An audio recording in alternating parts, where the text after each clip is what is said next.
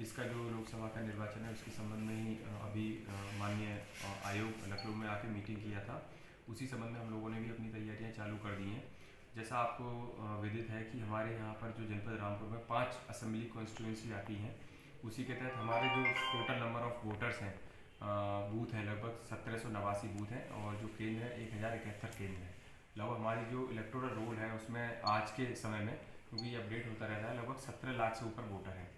हमारी प्राथमिकता ये रहेगी कि जो निष्पक्ष और जो स्वतंत्र प्रभाव रूप से एक तरीके से जो चुनाव होना है वो हो, और जो नंबर ऑफ़ वोटर्स का जो परसेंटेज है वो बढ़ाकर एक रिकॉर्ड बनाना है।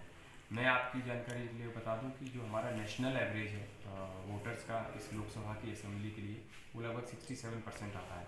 तो हमारी जो 5 विधानसभा सीटें, उसमें से जो 2 विधानसभा सीटें, उनका नेशनल एवरेज से अच्छा टर्न अराउंड है, जो वोटर टर्न अराउंड होता है वो 67% से भी ऊपर है। उसमें क्या कहते हैं, हमारा बिलासपुर भी आता है जिसके 69% है।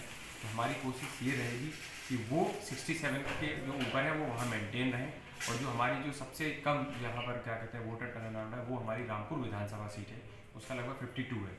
अच्छी बात यह है कि ये लगातार सालों में बढ़ रहा है। तो हमारी कोशिश ये रहेगी कि जो हमारा टोटल वोटर टर्न अराउंड है वो लगभग 67% रहे। सभी क्या कहते हैं वर्ग के लोग आसानी से वोट डाल पाएँ। इसके अलावा जो हमारे बूथ हैं उन पर जो सुविधाएँ हैं, जो मिनिमम अश्योर्ड फैसिलिटी होती है, चाहे वो रैंप की सुविधा हो, चाहे वो पानी की सुविधा हो, चाहे वो आपके क्या कहते हैं बिजली की व्यवस्था हो, चाहे शौचालय की व्यवस्था हो, उसको भी हम लोगों ने पूरी रूप से तैयार कर लिया है। जो मेन रोल रहने वाला है वो सेक्टर मजिस्ट्रेट का रहने वाला है, जोनल मजिस्ट्रेट का रहने वाला है। उनके साथ भी मेरी अभी बैठक होने वाली है। एक बैठक प्रारंभिक रूप से कर ली गई है। किसी भी प्रकार का उन्माद और किसी भी प्रकार का विघ्न डालने में जो भी तत्व हैं उनको पहले से ही चिन्हित करके कठोर से कठोर कार्रवाई की जाए। एज कोहार्ट होता है 18 से 19 साल का, जो नए वोटर्स होते हैं, वो रामपुर में सबसे टॉप 5 जो ज़िले हैं यूपी के, उसमें आता है। इसका मतलब कि हमने नए वोटर्स बढ़ाए हैं। जो हमारा SSR हुआ है उसके दौरान हम लोगों ने नए वोटर्स लगभग जो परसेंटेज है इलेक्टोरल रोल का, उसके 2.05% हम लोगों का बढ़ गया। क्योंकि जिम्मेदारी रहती है कि नए वोटर्स जो प्रथम बार जो अपना मत का प्रयोग करते हैं, तो बड़ा एक एक्साइटमेंट रहता है। तो हम लोग उनको एक टारगेट किए हुए हैं। इसके अलावा जो आगामी जो चुनाव होंगे उसमें जो नए वोटर्स बनेंगे, वो हमारा एक टारगेटेड ग्रुप रहता है। 16 साल का, 17 साल का जो ग्रुप रहता है, उनको भी हम लोग स्वीप की जो एक्टिविटी रहती है उसके तहत हम लोग कवर करके उनको मोटिवेट करेंगे।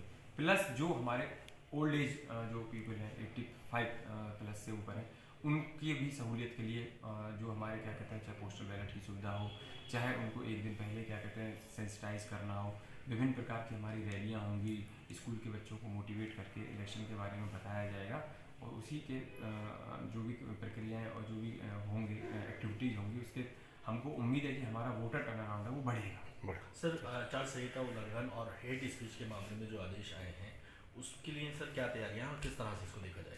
बिल्कुल, आपने जो क्वेश्चन किया है, और आपने देखा ही होगा कि यहाँ पर पहले भी मुकदमे दर्ज हुए हैं। लगभग 25 FIR है इस ज़िले में, जो MCC वॉयलेशन और जो भी क्या कहते हैं चुनाव का मॉडल कोड ऑफ कंडक्ट है उसका जो वॉयलेशन किया है, हेट स्पीच उसके अंदर आती है, उस पर 25 FIR है आज तक दर्ज हुई हैं, जिसमें लगभग 23 ऐसी FIR हैं जिसमें चार्जशीट हुई हैं और कन्विक्शन भी हुए हैं। आयोग और जो जिला प्रशासन है इसको लेकर बिल्कुल सख्त है। उसी ही क्रम में हम लोगों के द्वारा पहले दिन से सख्ती रहेगी।